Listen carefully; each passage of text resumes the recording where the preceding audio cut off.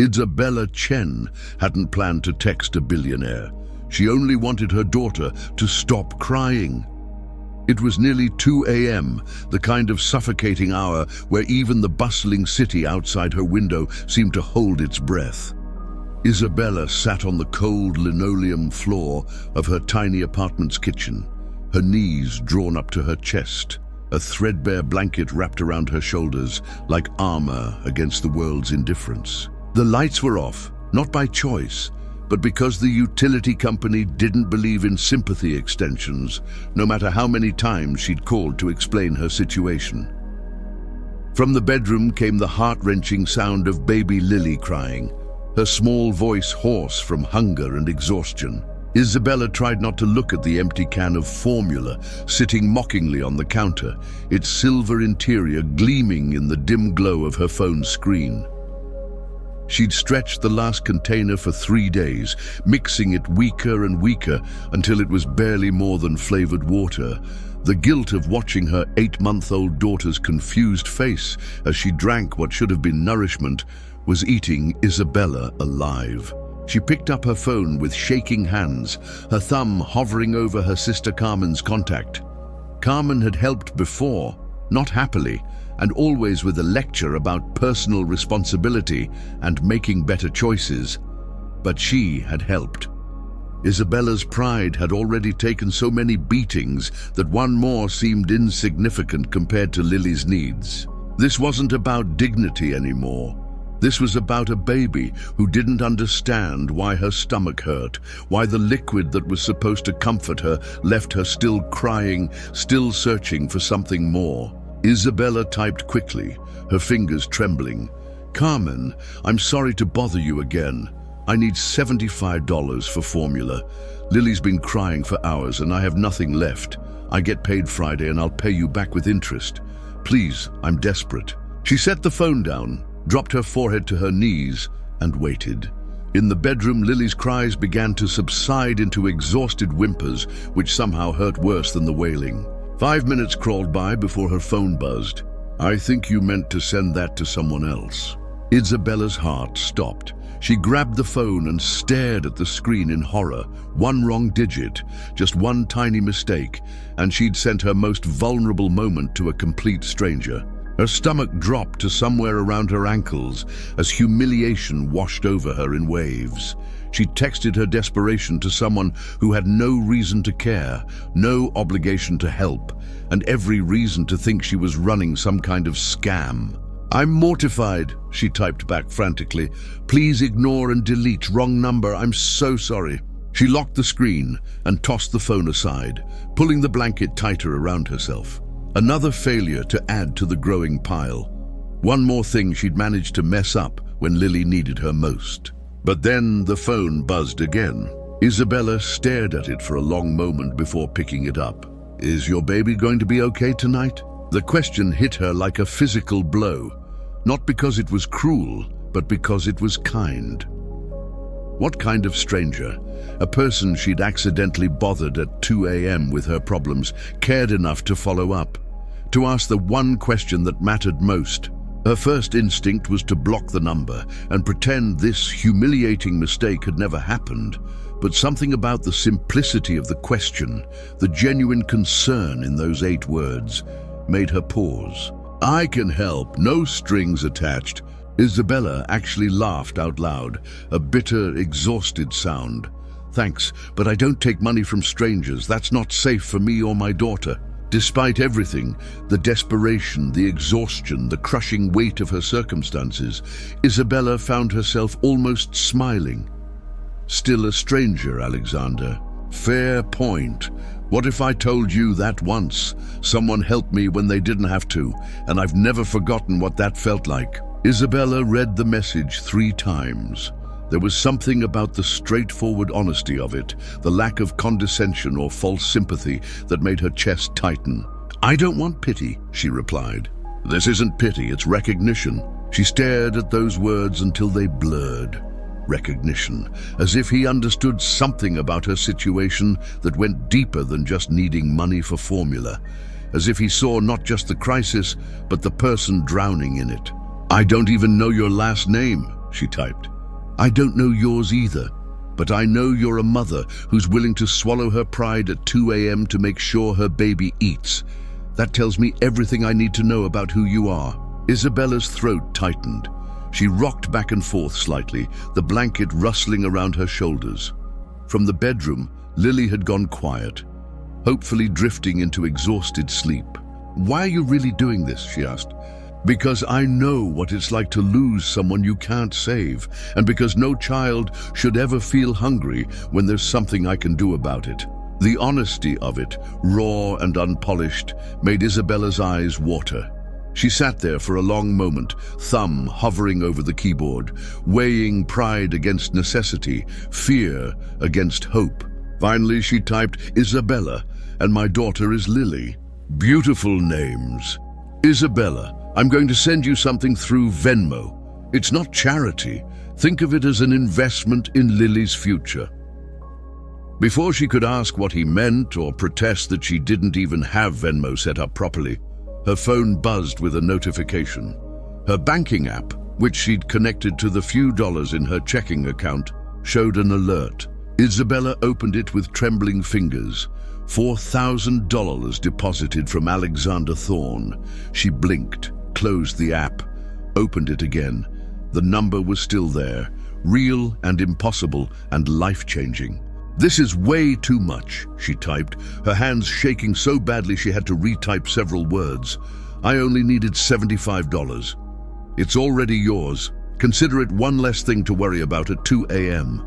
Isabella stared at the screen until the numbers blurred completely. She hadn't cried when she got evicted from her old apartment. She hadn't cried when Lily's father disappeared the day after she told him she was pregnant. She hadn't even cried when she'd been forced to water down baby formula just to make it last another day. But this unexpected kindness from a stranger who had no reason to care broke something open inside her chest. Thank you, she typed through tears she couldn't stop. I don't even know what to say. You saved us tonight. You don't have to say anything. Just take care of Lily. Isabella noticed, through her emotional haze, that he'd remembered her daughter's name. Not your baby or the kid, Lily. As if she was a person who mattered to him already. Isabella woke up convinced it had all been a dream. The apartment was still cold, still cramped, still smelled faintly of the neighbor's cigarette smoke that seeped through the thin walls. But when she checked her phone, squinting in the dim morning light filtering through her one small window, the messages were still there. And so was the money. She sat up carefully, not wanting to wake Lily, and opened her banking app with the same nervous energy of someone checking lottery numbers. $4,000, still real, still impossible. Lily stirred in her crib, making the small sounds that meant she'd be fully awake and hungry within minutes. For the first time in weeks, Isabella didn't feel that familiar knot of panic in her stomach. She could buy formula, real formula, not the off-brand powder she'd been stretching beyond recognition. She could buy enough to last for weeks.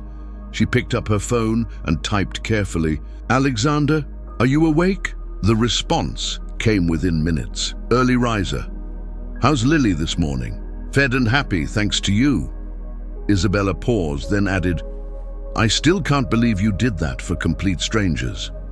You're not strangers anymore. Something about the certainty in that statement made Isabella's chest tighten in an unexpectedly pleasant way. I meant what I said about paying you back. Isabella. Just her name, but somehow it carried the weight of gentle reproach. Okay, not paying back, but I want to do something. There has to be something. Tell me what kind of formula Lily needs. I want to send supplies, not just money. Make sure you have everything you need. Isabella hesitated. Accepting the money felt overwhelming enough, but accepting ongoing help felt like stepping into territory she didn't understand. This was getting personal, deeper than a one-time act of kindness. You don't have to do that, she typed. I know I don't have to. I want to. There's a difference. She stared at the message, thinking about Lily's contented sounds from the other room. about the way her daughter's face had lit up when she'd gotten a full bottle instead of watered-down disappointment. "Only if there really are no strings attached," she replied. "I don't do strings, Isabella. Strings are for people playing games. This isn't a game." Something about the firmness of that statement, the quiet authority behind it, made Isabella believe him in a way that surprised her. "Gentle formula for sensitive stomachs," she typed. "The purple container, and maybe some diapers, size 3. But Alexander, this is already more than enough. Let me worry about what's enough." The delivery came that afternoon. Not just 1 or 2 boxes, but enough supplies to transform Isabella's entire kitchen. Premium formula, the expensive kind she'd only ever looked at wistfully in the store. Diapers that were soft and didn't leave red marks on Lily's skin. Baby food in flavors Isabella hadn't even known existed. Wipes that didn't feel like sandpaper. Even some toys and clothes that looked like they'd come from the fancy baby boutique downtown. At the bottom of the last box was an envelope. Inside, a handwritten note on expensive-looking paper. "Every mother deserves to watch her child thrive, not just survive. You're doing an incredible job under impossible circumstances. Alexander." Isabella sank onto her couch, holding the note with shaking hands. The writing was confident, neat, the handwriting of someone educated, someone used to making decisions that mattered. But there was also something personal about it, as if he'd taken real time to think about what to say. She looked around at the boxes, at Lily happily exploring a soft stuffed elephant, at the abundance where there had been scarcity just 24 hours ago. It felt surreal, like she'd accidentally stepped into someone else's life. But it was real. The formula was real, Lily's satisfied gurgling was real, and somewhere in the city, a man named Alexander Thorne had made it all happen without expecting anything in return. Isabella picked up her phone and typed, "The note made me cry, good tears, but still. I hope Lily likes the elephant. The woman at the store said it was designed for her age group." "You went to a store yourself?" "I wanted to make sure everything was right." Isabella felt something warm unfurl in her chest. He hadn't just ordered things online or sent an assistant. He'd physically gone somewhere, thought about what a baby Lily's age might need, cared enough to get it right. "She loves it. She's been babbling at it for 20 minutes. Good babies need things to babble at. Despite everything, Isabella found herself smiling. "You sound like you know something about babies." There was a longer pause before his response came. "Not really, but I'm learning." Over the next few days, Isabella found herself looking forward to Alexander's messages with an anticipation that surprised her. They came at different times, sometimes early morning, sometimes late evening. But they came consistently, as if checking on her, and Lily had become part of his routine. The conversations started simple and gradually grew deeper. He asked about Lily's sleep schedule, whether she was reaching her milestones, if Isabella was getting enough rest. In return, she found herself asking about his work, his life, the city outside her small corner of it. "What do you do?" she finally asked after a week of dancing around the question. "I run a company, technology development mostly, nothing too exciting." Isabella had the distinct feeling he was downplaying something significant, but she didn't push. She was getting good at reading the subtle ways Alexander deflected personal questions while still managing to make her feel heard and important. "What did you do before Lily?" he asked one evening. "Biochemical research," Isabella typed back. "I worked for a pharmaceutical startup, analyzing clinical trial data, looking for patterns and anomalies in treatment responses. I was actually pretty good at it." "What happened?" Isabella stared at the question for a long moment. Life happened. Unplanned pregnancy, company downsizing, partner who decided fatherhood wasn't for him. The usual story. Nothing usual about raising a child alone while dealing with financial crisis. You'd be surprised how common it is. Common doesn't make it less remarkable. Isabella felt tears prick her eyes. When was the last time someone had called her remarkable for anything other than her ability to stretch a dollar or make do without? I miss it sometimes, she admitted. The work. Having something that was mine, you know. Something I was good at that didn't involve wondering if I was failing as a mother. You're not failing, Isabella. Anyone can see that. You can't see anything. You don't even know me. I know you put your child's needs above your own pride. I know you're smart enough to be suspicious of strangers offering help, but brave enough to accept it when your daughter needs it. I know you notice details and ask good questions. I know you haven't once asked me for more than what I offered. Isabella read the message 3 times, each word settling into a part of her she'd forgotten existed, the part that believed she might be worth knowing. You pay attention, she typed back, to things that matter. Am I something that matters? The response took longer than usual. You and Lily both, more than you know. That night, Isabella couldn't sleep. Not from worry this time, but from a strange, unfamiliar energy that felt almost like hope. She found herself wondering who Alexander really was. What kind of man sent thousands of dollars to a stranger and then took the time to personally shop for baby supplies? Curiosity finally got the better of her. She opened her laptop, an ancient machine she'd been afraid to replace, and searched for Alexander Thorne technology. The results loaded slowly and Isabella's breath caught. Alexander Thorne, CEO and founder of Meridian Technologies. Net worth estimated at $12.3 billion.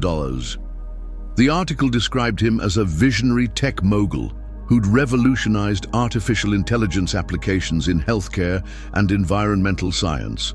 There were only a few photos available.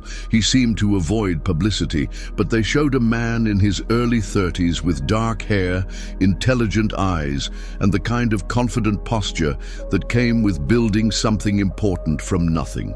But what made Isabella's heart clench was a smaller article from 18 months ago.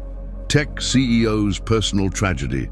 Alexander Thorne's pregnant wife dies in hospital error. The details were sparse, clearly reported with respect for his privacy, but the story was devastating. His wife Sarah had died from complications during what should have been a routine procedure. She'd been 7 months pregnant. They'd lost both her and their unborn son within hours of each other. Isabella closed the laptop and stared at the wall, everything suddenly making terrible sense. His late-night responsiveness to a stranger's crisis, his immediate concern for Lily's well-being, his comment about knowing what it was like to lose someone you can't save. Alexander Thorne wasn't just a wealthy man doing charity work. He was someone who understood loss, who carried the weight of not being able to save the people who mattered most to him. She picked up her phone and typed carefully, "I know who you are now." Hours passed before his response came. "Does it change anything? It makes me understand why you cared enough to help a stranger's baby at 2 a.m. Sarah was excited about being a mother. She spent months planning, preparing, imagining all the ways she'd take care of our son. When I couldn't save them, when all my money and connections and resources meant nothing. There was a pause then.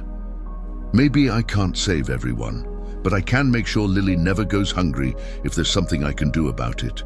Isabella wiped her eyes and typed, "I'm sorry for your loss, and I'm grateful you turned your pain into something that saved us." "You don't need to be grateful. You and Lily give me something too." "What's that?" "A reason to believe that sometimes good things can still happen." 2 weeks after that first accidental text, Isabella's life had settled into a rhythm she'd never imagined possible. The constant anxiety about money had faded to background noise. Lily was thriving on proper nutrition and had started sleeping through the night. Isabella had even been able to pay ahead on rent and utilities, giving her breathing room she hadn't experienced in over a year. But what surprised her most was how much she looked forward to her daily conversations with Alexander. What had started as crisis management had evolved into something that felt like friendship, or maybe something more complicated than friendship, though Isabella wasn't ready to examine that possibility too closely. "I've been thinking," Alexander messaged one evening as Isabella was giving Lily a bath. Dangerous habit, she replied, smiling at Lily's delighted splashing. Very funny. I have a proposition for you. Isabella's stomach tightened slightly. I don't like the sound of that.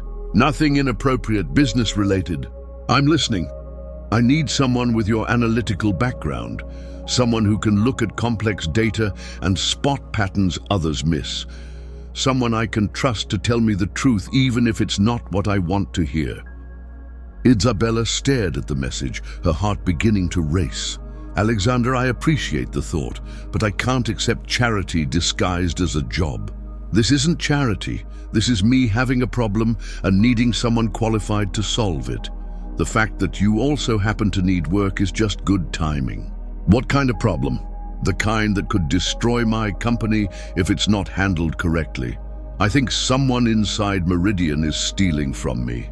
Significant amounts, sophisticated methods. My regular financial team hasn't caught it because whoever's doing this knows our systems well enough to hide their tracks. Isabella lifted Lily out of the bath and wrapped her in a soft towel, her mind already racing. Why not hire a major auditing firm? Because I suspect the problem goes deeper than one person. If I bring in outsiders, word gets out, the evidence disappears, and whoever's behind it gets away with it. I need someone who can work quietly, someone with no existing loyalties inside the company. And you think I can find what others have missed? I think your background in analyzing complex data patterns, combined with your current situation, makes you perfect for this. You have every incentive to do excellent work and no reason to protect anyone at Meridian. Isabella carried Lily to the bedroom and began getting her ready for sleep, thinking hard. What would the job involve? Full access to our financial systems, review of vendor contracts, payment authorizations, fund transfers, looking for irregularities, patterns that don't make sense. And when you find what I think you're going to find, helping me figure out how to handle it. Timeline. However long it takes. Full salary. And I mean full salary, not some token amount. Flexible schedule so you can work around Lily's needs and... He paused. I'd want to set up a nursery at the office so Lily can be with you. Isabella sat down hard in the rocking chair, Lily settling contentedly in her arms. You want to set up a nursery in your office building. Babies belong with their mothers, especially babies who've already been through too much uncertainty. Isabella felt tears threaten again. She was getting tired of crying, but Alexander kept saying things that hit her directly in the heart. This is a lot to think about, she typed one-handed. I know, but Isabella, I need someone I can trust completely, someone who sees things others miss, someone who has too much integrity to be bought off or scared away. You don't even really know me. I know enough. You're smart, careful, honest, and you notice details. You've never once asked me for more than what I offered. Never tried to take advantage of my willingness to help. That tells me everything I need to know about your character. Isabella rocked slowly, looking down at Lily's peaceful face. What if I find something you don't want to know? Then we deal with it, whatever it is. And if I don't find anything?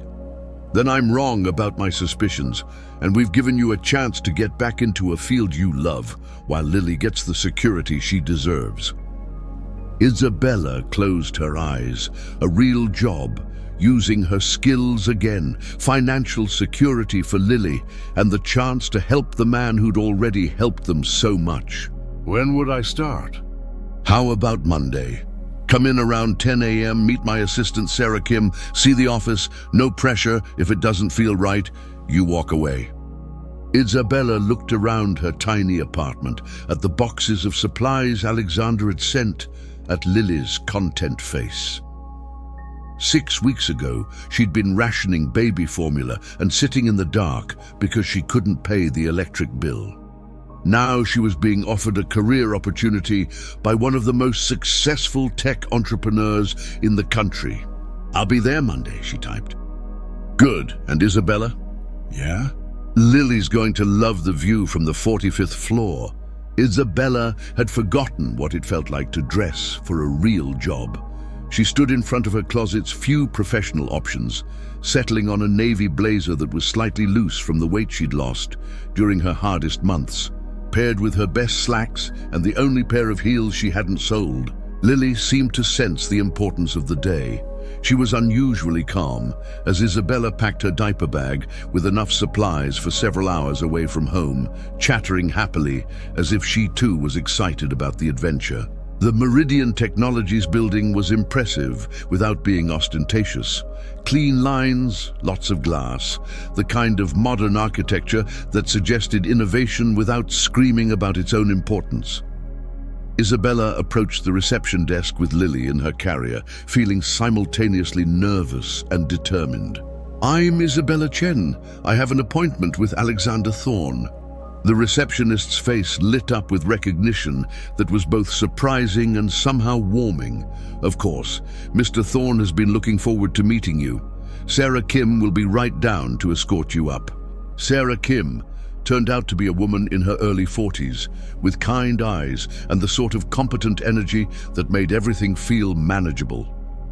She greeted Isabella with genuine warmth and immediately crouched down to make silly faces at Lily, who responded with delighted giggles. "Mr. Thorne talks about you both constantly," Sarah said as they rode the elevator to the top floor.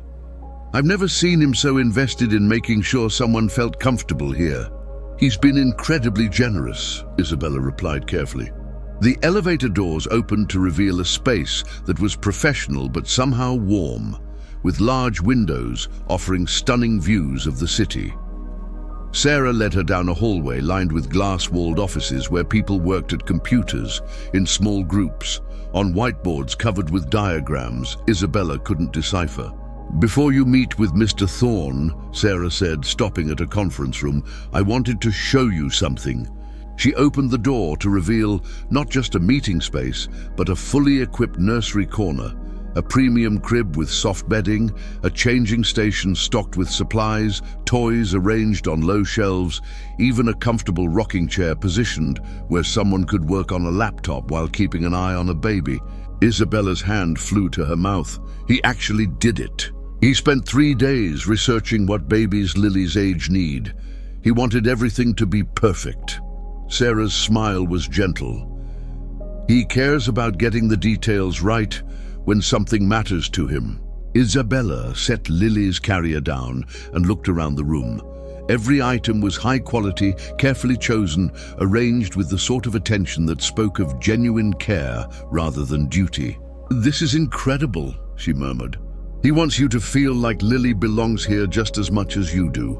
20 minutes later, Isabella sat in Alexander's office with a fresh cup of coffee, and Lily contentedly playing with a soft, stacking toy within sight through the glass wall. When the office door opened and Alexander walked in, seeing him in person hit her differently than she'd expected. He was taller than the photos suggested, with the sort of presence that came from building something significant from nothing. But what struck her most was the way his expression softened when he saw them. Not professionally polite, but genuinely pleased, as if their presence made his day better. "Isabella," he said, and something about the way he said her name made her feel like he'd been looking forward to this moment. "And there's Lily." He walked over to the glass wall and waved at the baby, who looked up from her toy and babbled something that might have been a greeting. Alexander's smile was the first completely unguarded expression Isabella had seen from him. "She's beautiful," he said, turning back to Isabella, "and bigger than I expected from the photos you sent." Alexander's expression grew more serious as he sat down across from her. "I want to be clear about something before we talk business. You don't owe me anything. This job opportunity isn't payment or obligation. It's because I genuinely need someone with your skills, and you genuinely need work that allows you to keep Lily close. This is mutually beneficial, not charity." Isabella studied his face, looking for any hint of insincerity. "Why is it so important to you that I understand that?" Because I've been on the receiving end of help that came with hidden expectations. I know what it feels like to wonder what someone really wants from you. I don't want you to ever feel that way about this. The honesty in his voice, the way he met her eyes directly, made Isabella's chest tighten with something that felt dangerously close to affection. "Tell me about the problem you need me to solve," she said. Alexander leaned back in his chair, his expression becoming more businesslike. "About 6 months ago, I started noticing small discrepancies in our financial reports. Nothing dramatic, amounts that were just slightly off, transactions that didn't quite match up with what I remembered approving. My CFO explained them away as processing errors, timing differences, the usual complexities of a large operation. But you didn't buy it. I built this company from nothing. I know every major financial flow, every significant contract. These weren't processing errors." He pulled out a tablet and slid it across to her. "This is what I've documented so far." Isabella scrolled through the information, her analytical mind immediately engaging with the data. These patterns. Someone's being very careful to stay under normal audit thresholds. Exactly. Whoever's doing this knows our systems well enough to work within them without triggering automatic flags. How much are we talking about? I estimate somewhere between 2 and 5 million over the past year, but that's just what I've been able to identify on my own. Isabella set down the tablet and looked at him directly. "You suspect your CFO?" It wasn't a question, and Alexander's slight nod confirmed it. "Marcus Webb. He's been with me for 2 years, came highly recommended, seemed perfect for the role, but the timing of these discrepancies coincides with when he implemented new financial protocols. Protocols that gave him more control and less oversight from other departments." Alexander's jaw tightened slightly. "The problem is, if I'm wrong about Marcus, I destroy the career of someone I trust. If I'm right and I move too quickly, he destroys evidence and probably finds a way to make me look like the problem." Isabella understood immediately. "You need proof that can't be disputed or destroyed. I need someone who can analyze the data without bias, find the patterns I might be too close to see, and help me figure out how to handle whatever we find." Isabella looked through the glass at Lily, who had gotten tired of her toys and was now contentedly chewing on her own fist. Her daughter deserved security, stability, a future where her mother's skills were valued and used. "What kind of access would I need?" "Complete access to financial records, vendor databases, transaction logs, everything." "And timeline?" "Start with what you can do remotely, then move to full-time here once you're comfortable, however long it takes to get to the truth." Isabella met his eyes. "What if the truth is uglier than you expect? Then we deal with ugly truth instead of beautiful lies." She nodded once. "When do I start?" Alexander's smile was relieved and grateful. "How about right now?" Isabella's first week at Meridian Technologies felt like awakening from a long sleep. She'd forgotten what it was like to use her mind for something complex and challenging, to feel the satisfaction of patterns emerging from seemingly random data. Her workspace was perfect. A private office with dual monitors, direct sightlines to Lily's nursery area, and enough privacy to work without interruption. Lily had adapted to the new environment even better than Isabella had hoped, charming everyone who walked by and apparently deciding that the view from the 45th floor was endlessly entertaining. The Meridian financial systems were sophisticated, but Isabella's background in clinical data analysis had prepared her for complexity.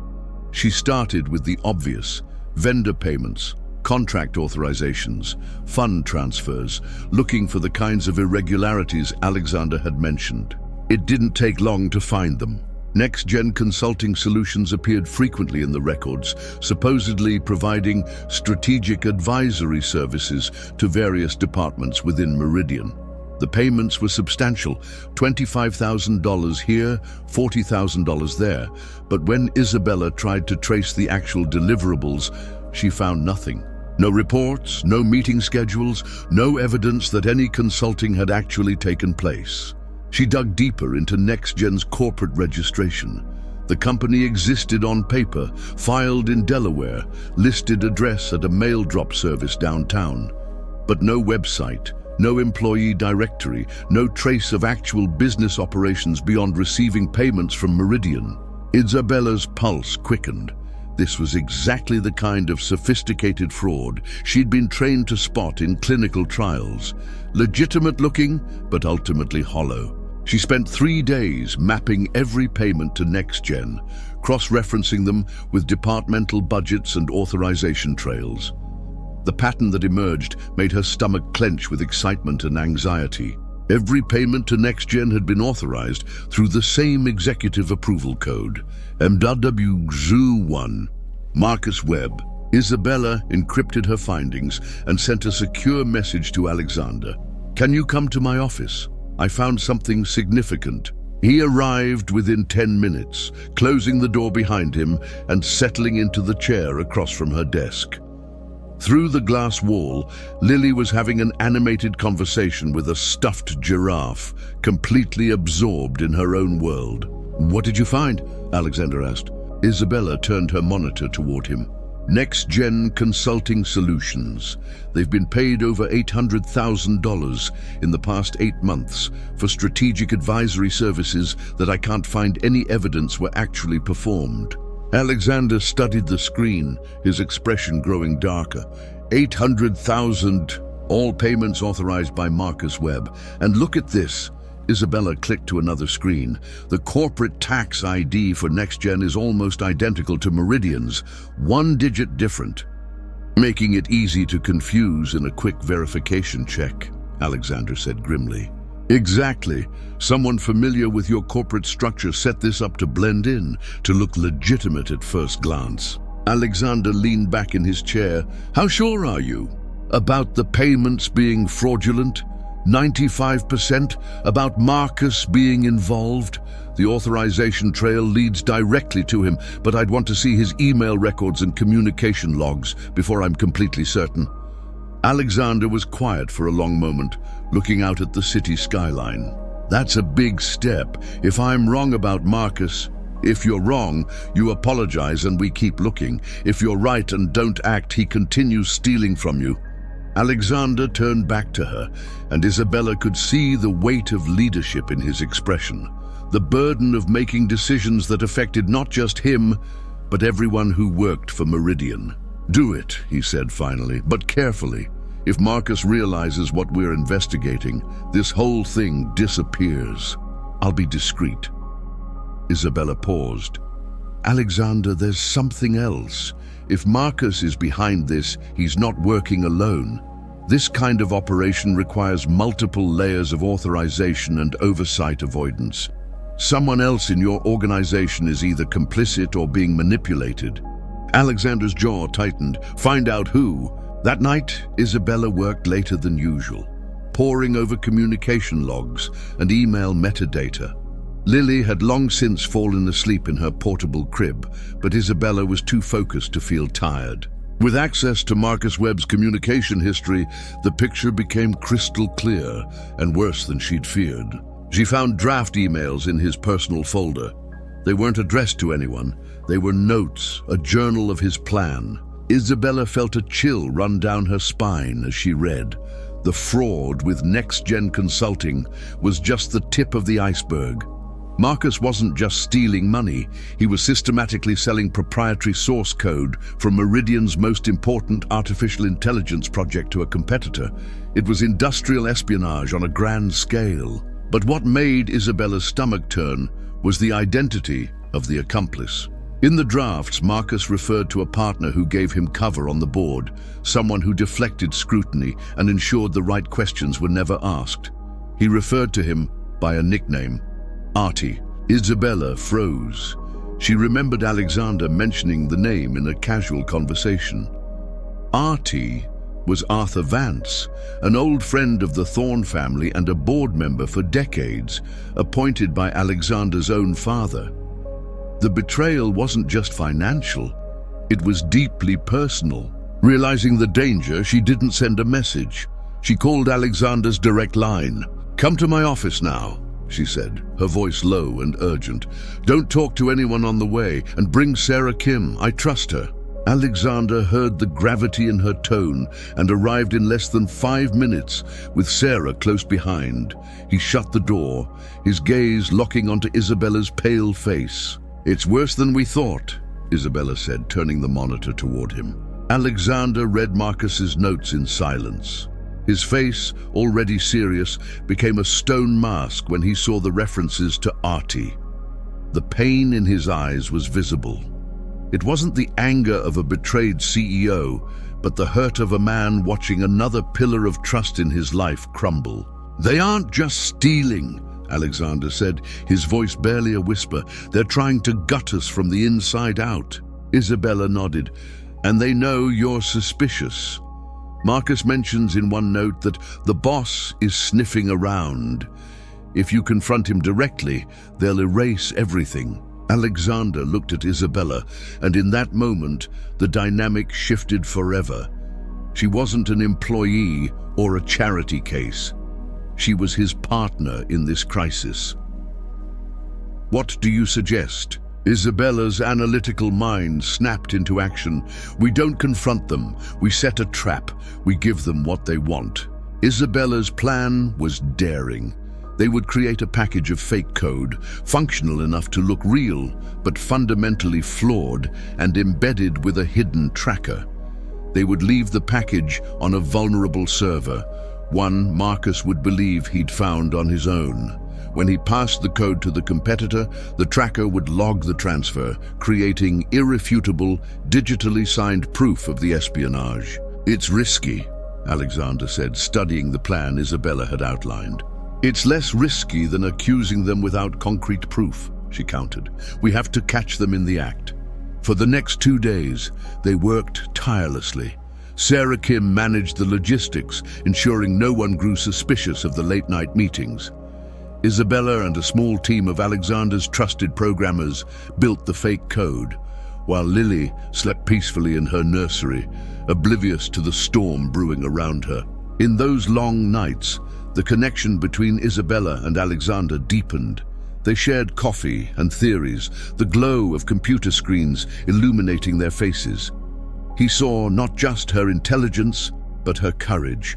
She saw not just his generosity, but his resilience in the face of betrayal. The line between work partners and something more became hopelessly blurred. One night, exhausted, they were watching Lily sleep through the office glass. "You saved my company, Isabella," Alexander said quietly. "You saved my life first," she replied, not looking at him. "I think we're even." He smiled, a genuine, tired smile. "I don't think we'll ever be even." The trap was set. In less than 24 hours, the silent alarm pinged on Isabella's laptop. The package had been accessed and transferred to an IP address belonging to Meridian's top competitor. They had them. Alexander called an emergency board meeting. Marcus Webb and Arthur Vance walked into the conference room, looking confused but confident. With an icy calm, Alexander presented the evidence. First, the next-gen fraud. Then, the proof of the industrial espionage, the server logs, the data transfer, all displayed on a large screen for everyone to see. Marcus's face went white as a sheet. Arthur tried to stammer a denial, but Alexander's steel gaze silenced him. Security was called, and the two men were quietly escorted from the building, their careers and reputations in ruins. Isabella watched it all from her office, a wave of relief washing over her. She began to pack Lily's things, ready to go home and finally breathe. But Marcus was not one to go down quietly.